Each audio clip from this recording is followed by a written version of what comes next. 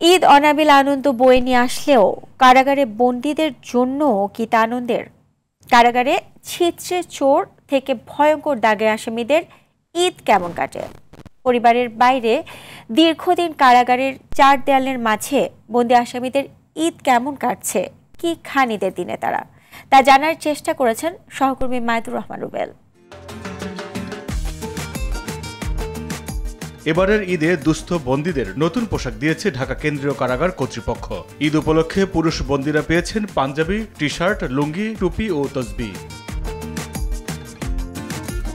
ঈদুল আজহা উপলক্ষে বাইরের অংশে সাজানো হয়েছে কেরানীগঞ্জের কেন্দ্রীয় কারাগার। ঈদ উপলক্ষে কারা অভ্যন্তর এবং বাইরে পরিষ্কার পরিচ্ছন্নতা সম্পন্ন করেছে কারা কর্তৃপক্ষ।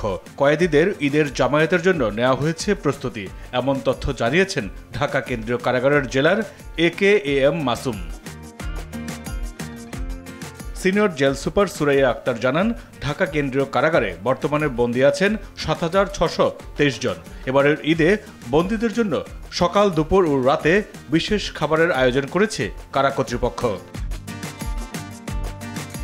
দুপুরে থাকছে পোলাও, সঙ্গে গরুর মাংস।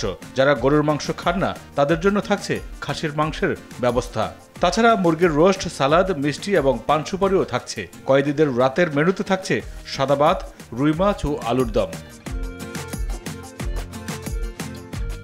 ঈদের দিন বিশেষ আসামি ছাড়া সকাল 7টা থেকে বিকেল 5টা পর্যন্ত কারা অভ্যন্তরে পরস্পরের সঙ্গে যোগাযোগ, দেখা সাক্ষাৎ করার সুযোগ থাকছে। এছাড়াও থাকছে মোবাইল ফোনে স্বজনদের সাথে কথা বলার সুযোগ। ঈদের পরদিন বাড়ি থেকে রান্না করা খাবার গ্রহণ করতে পারবেন বন্দীরা।